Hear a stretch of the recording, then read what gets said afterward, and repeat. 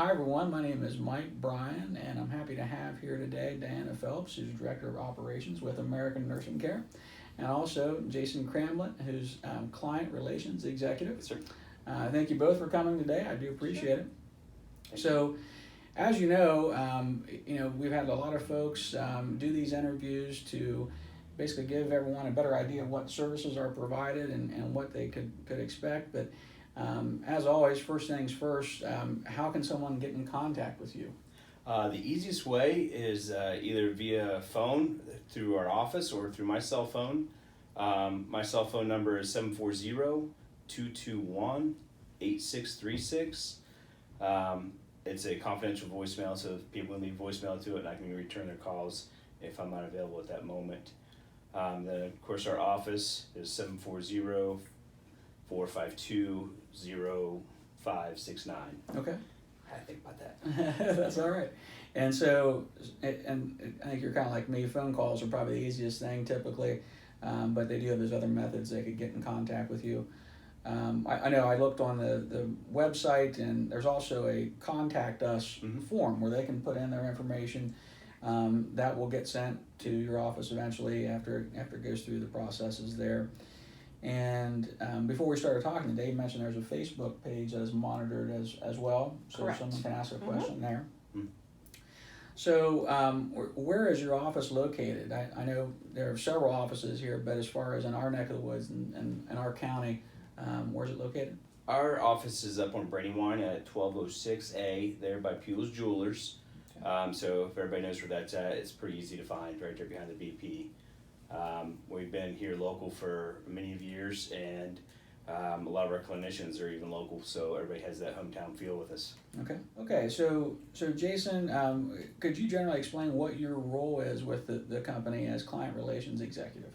I am the community liaison, so my job is to help transition people from the home, hospital, nursing facility, and getting their care set up so I can answer their questions. My background's in occupational therapy, so I have done home health through many years, so I have a great understanding of what it consists of, so I'm able to answer a lot of those questions and concerns that family members or the patient may have. And I understand generally you're the first contact Yes, sir. that they'll have with the company. Yes, sir. And then Diana, from your standpoint as Director of Operations, can you describe to us a little bit of what your role is? Well, I am the leader of the overall branch.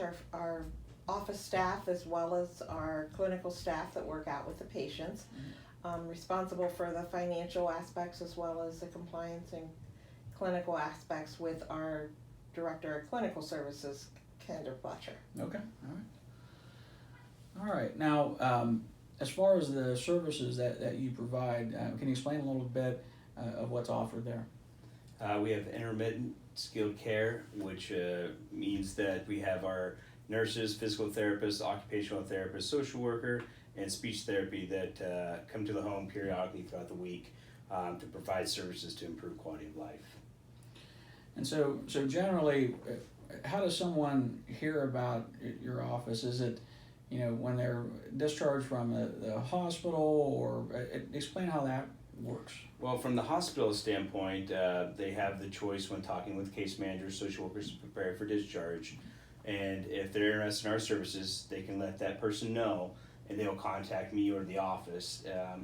If they do it ahead of time to where I can come out and meet with the patient prior to discharge, I'll come out and talk to them, give them our contact information, and kind of let them know what's going to be happening next after they discharge.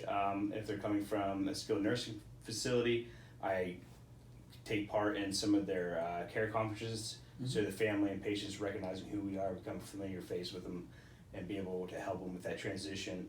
And then from the physician's office, I go out to the physician's office sharing information of our services. So if they come across a patient that could use our services, they know to just give us a call, and we can initiate the care from there. Now, I know that there are other home health care agencies out there. What's the best way for someone to compare different companies? I mean, obviously word of mouth is one thing, but what are other methods that they could use? And either one of you can take this. There is a website under Medicare.gov. If you go to the home health compare piece of that, You can choose providers that are in your zip code or your city and list it that way, and then you can compare them against each other. There are clinical results, there's customer service results, there's hospitalization results, so all of those things. And they do it on a 5-star rating. So we are very proud of our 4.5-star rating that we have. It's the highest right now in the community that we have. And then we also have been awarded from Home Care Elite, the top 500 home care agencies in the United States. So out of over 9,000, we're very excited to have that award also. Well, that's a nice way to compare. And what are the things that you think sets your company apart from others? I mean, obviously some good ratings there, but what are other things that jump to mind? We have some of our care links that we have had a lot of statistical data compiled based off disease process, and they look at these as a larger perspective of what approaches work best for this type of situation. So our company, we created programs for most of the common diagnoses and the diseases that our older adults deal with, so that we're able to help them control their disease and minimize the physiological or emotional aspect of it, so that they can be happy and comfortable in the home longer, rather than having to go to a nursing home or to the hospital as often as some others who don't have these services. And I think you mentioned that earlier, some of the chronic care programs that you have available. That's something that sounds like you're both very proud of as well. Yes. So. We definitely are. So let's say that someone has decided they're going to start working with you, they're going to start getting care. What are the typical steps then? How does that start? Typically, if they have a discussion with their physician, that physician their office can call us, or if they're doing research and kind of wanting to know what we can do via phone, we can even reach out on their behalf to the physician to let them know that the patient is interested in having some services. They've been having trouble in part of their daily routine, so therefore they'll work with the physician along with us to get that order from the doc to let us know, proceed with evaluation. And that's one of the base components. They have to have the doctor order the care for insurance purposes and so forth.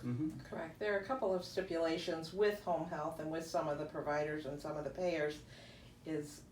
They do have to have a doctor's order for the care, a primary care physician that will sign for that.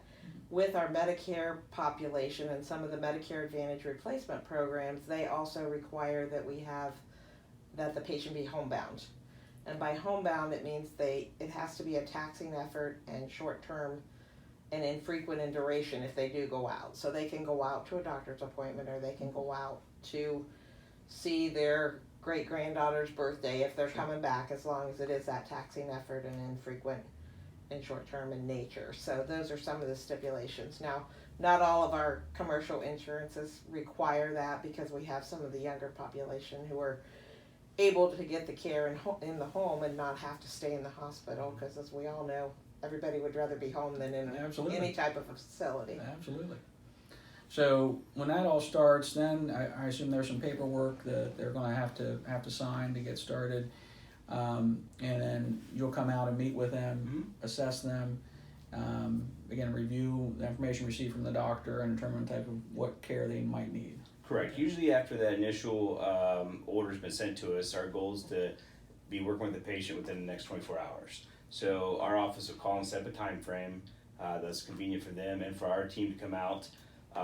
Usually it's the nurse that comes out first of all, and they do a kind of a home assessment to see where the patient's having trouble throughout their day. From the moment they wake up to the moment they go to bed at night, if it's whether cooking, it's cleaning, it's self-care, whatever it may be, then we're going to create a individualized plan to help them based off of the impairments that we solve. Okay. All right.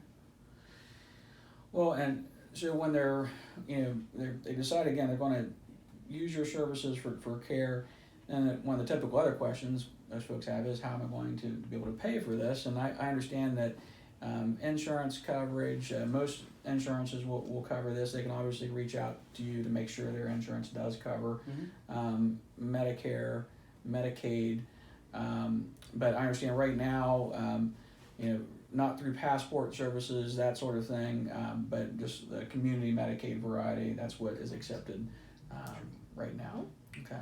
The great thing with the Medicare and the Medicaid plans, there's zero co-pays, there's no financial responsibility for them to receive the services at home. Okay. Because it makes home care is just a much more financially,